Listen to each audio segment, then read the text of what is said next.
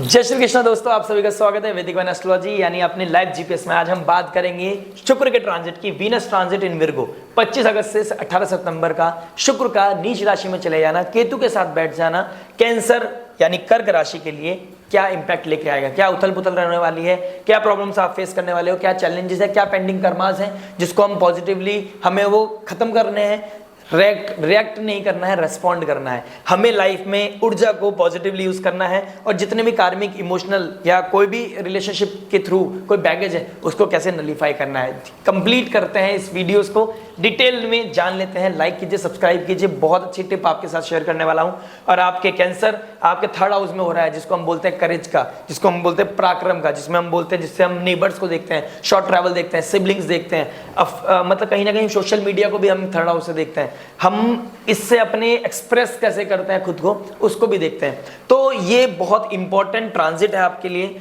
अगर, और सबसे इंपॉर्टेंट चीज क्या है, वीनस वर्गो में चला गया और अगर आपका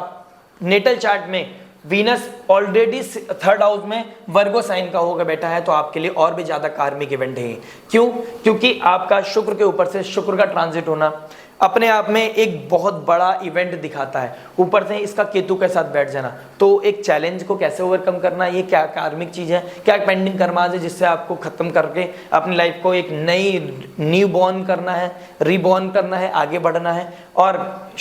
वर्गो में आपके 3 नक्षत्र पड़ते हैं, उत्तरा फाल्गुनी नक्षत्र, हस्ता नक्षत्र और चित्रा नक्षत्र। उत्तरा फाल्गुनी नक्षत्र को कौन डिनोट करता है, उनका गॉड कौन है, उनका देवता कौन है? सूर्यदेव। हस्ता नक्षत्र के चंद्रदेव, चित्रा नक्षत्र के मंगलदेव। अगर आप शुक्र की दशांतर दशा से गुजर रहे हैं, मंगल की दशांतर दशा से निकल रहे हैं, सूर्य की दशांतर दशा से, महादशांतर दशा से निकल रहे हैं, या फिर आप चंद्र की दशा और अंतर दशा से नहीं गुजर रहे हैं, तो आपके ऊपर ज्यादा इंपैक्ट देखने को मिलेगा। आइए जान लेते हैं कि क्या होगा इस ट्रांजिट में आपके साथ। मैंने आपको पहले बताया, अगर आपके नेटल चार्ट में ऑलरेडी बैठा है शुक्र आपके इसी पोजीशन में, तो आपके लिए ये क्लियर है कि आपने पास्ट लाइफ में या फिर आप इस लाइफ में भी जितने भी आप इस एज के हैं, उससे पहले आपने जितनी भी आपकी लाइफ में फीमेल्स हैं उनको आपने डिसरिस्पेक्ट किया है, या शुक्र से रिलेटेड जो भी चीज़ें हैं उसको आपने टेकन फॉर ग्रांटेड लेके उनके प्रति कोई एब्यूसिव चीज़ें या फिर उनकी वैल्यू ना करना, उसको टेकन फॉर ग्रांटेड लेना, तो ये चीज़ें आपके साथ हुई हैं। आइए मैं आपको डिटेल में बता देता हूँ शुक्र डिनोट क्या करता है। शुक्र डिनोट करता है हमारे प्लेजर को, हमारी हर वो रिलेशन को, हमारी मैरिज को, हर उस फीमेल को शुक्र डिनोट करता है। श्री लक्ष्मी फाइनेंस को भी हमारे शुक्र डिनोट करता है, सेक्स को भी हमारी शुक्र डिनोट करता है, हमारे सीमेन को भी शुक्र डिनोट करता है, वो प्लेजर को, वो जॉय को भी हमारी लाइफ में शुक्र डिनोट करता है। तो अट्रैक्शन, कोई किसी तरह की किसी से अट्रैक्शन हो जाना, वो चार्म आपके फेस पे दिखना, आपका अगर शुक्र अच्छा तो आपके फेस पे वो चार्म दिखना, तो वो भी शुक्र आपका डिनोट करता है। तो जान लेते हैं, जब ये सब चीजें शुक्र के अंदर में आती हैं और उस अंडर में आने के बाद शुक्र नीच का हो जाता है, वो भी केतु के साथ आके बैठ जाता है, तो ये क्या नेगेटिव और पॉजिटिव लेकर आएगा। नेगेटिव ज्यादा दिखाई दे रहा है लेकिन एक पॉजिटिव है। शुक्र एक नेचर की ना एक नियति है, वो क्या करता है, जैसे कोई पॉजिटिव आपको अच्छा टाइम देता है तो उसकी भी एक्सपायरी डेट देता है, नेगेटिव पॉइंट टाइम देता है तो उसका भी एक्सपायरी डेट होती है। एक्सपायरी सब है, लेकिन जैसे ही नेगेटिव टाइम चल रहा है तो एक जुपिटर आपको क्या कर रहे हैं, यहाँ से आपको एक लाइट दे रहे हैं टॉरस से, क्योंकि वीनस का मालिक भी वो जुपिटर है, तो जुपिटर यहाँ से क्या कर रहे हैं, आपको एस्पेक्ट कर रहे हैं, जो बचा रहे हैं, वो डिवाइन कृपा दे रहे हैं। तो आपको एक मौका दे रहे हैं कि आप अपने जो भी आपने कर्म करे हैं वो आपको इंटेलिजेंस दे रहे हैं, कि बुद्धि दे रहे हैं, वो विवेक दे रहे हैं, वो चेतना दे रहे हैं कि इस चेतना को किस तरीके से यूज करना है, कि इस चेतना को ऐसे यूज करना है कि आपको एक मौका दिया जा रहा है। आस्क फॉर फॉरगिवनेस, आपने जो गलतियां की हैं उसके लिए सॉरी फील करें, जो आपने गलतियां की हैं उसके लिए आपने एकदम शरणागत होकर, आपने एकदम ग्रेटिट्यूड के साथ उसके लिए माफ़ी मांगनी है, आपने सॉरी फील करना है और उस इंसान के पास जाके वो चीज़ कहनी है कि I am really really sorry for all my Karma और फॉर ऑल माई डीड्स, जो भी आपने गलत उस समय काल में जाने अनजाने में या किसी तरीके से भी किसी भी कारणवश हो गई हैं आपसे। तो आइए जान लेते हैं, मंगल भी इस एस्पेक्ट कर रहा है और वो भी 12th हाउस में बैठा है। तो ये मेरे लिए एक तो काम त्रिकोण बना हुआ है, 11th हाउस, 7th हाउस और 3rd हाउस को हम काम त्रिकोण बोलते हैं। तो आपके अंदर वो ड्राइव बढ़ सकती है, यहाँ पर मंगल आपके लिए नेगेटिव काम कर सकता है, क्योंकि ये हमारे बैड प्लेसेस का भी होता है। तो आपके अंदर वो सेक्सुअल ड्राइव बढ़ना, आपके सेक्सुअल अपीलिंग आपके अंदर ज़्यादा आ जाना, आप किसी की प्लेजर सीख करना, वो बैड प्लेजर सीख करना। और वो क्या हो सकता है, गलत कहाँ हो सकता है, थर्ड हाउस हमारे सिबलिंग्स को भी दिखाता है, हमारी भाई बहन को भी दिखाता है, हमारी नेबर को भी दिखाता है। तो ये तरह की चीज़ें आपके साथ हो सकती हैं। जाने अनजाने में आप अपने ही किसी अपने के साथ इंडल्ज हो सकते हैं, इस तरह की कोई कार्मिक एक्टिविटीज़ आपके साथ हो सकती हैं। तो इन रिटर्न आपको क्या होगा,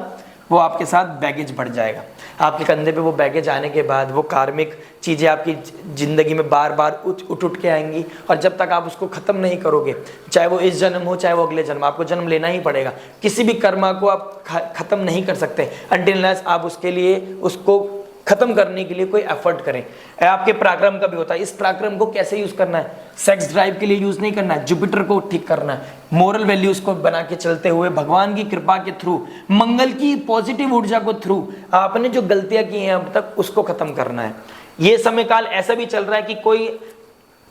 आपने पास्ट लाइफ में या फिर इसी लाइफ में कोई प्रपोजल आपके पास आ जाए, या फिर इसी कोई आपके साथ कोई एक्स आपकी लाइफ में दोबारा आ जाए, और वो या तो क्लोजर के लिए आए या फिर आपकी लाइफ में दोबारा रीअपीयर हो के कहे कि ये प्रपोजल है मेरी तरफ से, I just want to continue again with you, मैं आप मेरे से जो गलतियाँ हैं उसके लिए माफ़ी मांगता हूँ। मैं आपको ये एक एडवाइस देना चाहता हूँ, टिप देना चाहता हूँ कि प्लीज़ आपने उस प्रपोजल को एक्सेप्ट नहीं करना है। आपने बैठ के अच्छे से बात करनी है, डिस्कशन करो, उस रूट कॉज को समझो, अपने आप को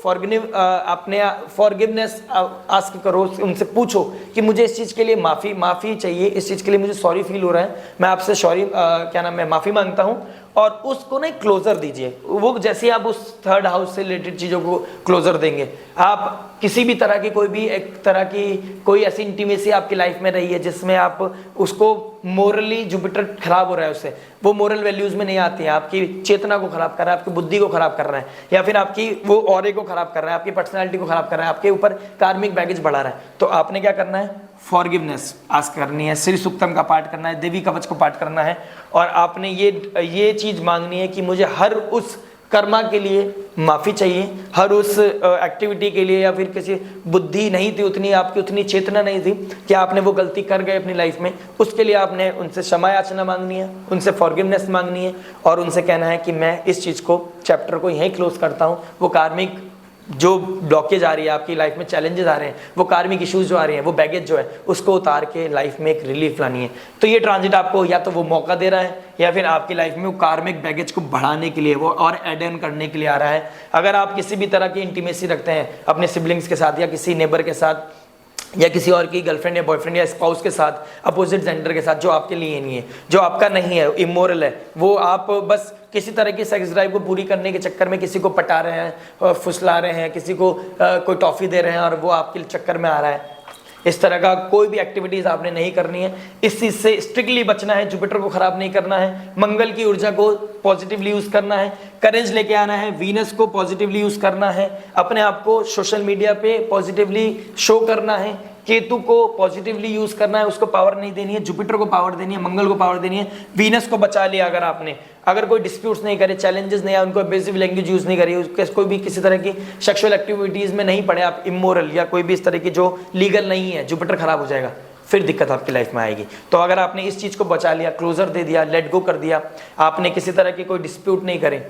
तो आपके लाइफ में बहुत अच्छा समय चल रहा है। आपकी लाइफ में ये भी समय चल रहा है कि आप शिफ्ट कर सकते हैं, आप कहीं पे शिफ्ट हो रहे हैं, और कहीं नेबर मिला और आपके कहीं नैन लड़ गए, ये भी चीज़ हो सकती है। शिफ्ट होने के चांसेस ज़्यादा हैं, डिस्टेंस पे जाने के चांसेस ज़्यादा हैं, किसी एक्स का वापस आना आपकी लाइफ में ज़्यादा है, कोई प्रपोजल आना आपकी लाइफ में चांसेस बहुत ज़्यादा है, कहीं पे शिफ्ट होकर वो खर्चा बढ़ना, वो भी लग्जरी फाइनेंस को दिखाता है, तो वो कोई फालतू के खर्चे होने, डिस्क विस्क में जाना, कोई एडिक्शन की तरफ बढ़ना, ये वीनस खराब नहीं करना है, जुपिटर मोरल वैल्यूज का ध्यान रखना है, भगवान की गाइडेंस सीख करनी है, गणपति बप्पा की गाइडेंस सीख करनी है, हनुमान चालीसा रिसाइट करनी है, और इन रिटर्न उनसे कोई पैसा नहीं मांगना, उनसे कोई समृद्धि नहीं मांगनी। समृद्धि सुख शांति किस चीज़ के लिए मांगनी है कि मुझे माफ़ी दो, मेरी गलतियों के लिए मुझे क्षमा याचना चाहिए, और मैं लाइफ में एक ग्रेस चाहता हूँ, एक डिवाइन लाइट चाहता हूँ, वो अंधेरे से निकलने के लिए वो दीपक चाहता हूँ, वो ज्योति चाहता हूँ जो आपको अंधकार से निकाल के एक प्रकाश की तरफ लेके जाएगी। जुड़े रहिए, बने रहिए। कुछ समझना है तो कमेंट कीजिए, सब्सक्राइब करना मत भूलिएगा, क्योंकि मैं इसी तरह की वीडियोज़ आपके लिए लाता रहूँगा कैंसर। तब तक के लिए धन्यवाद।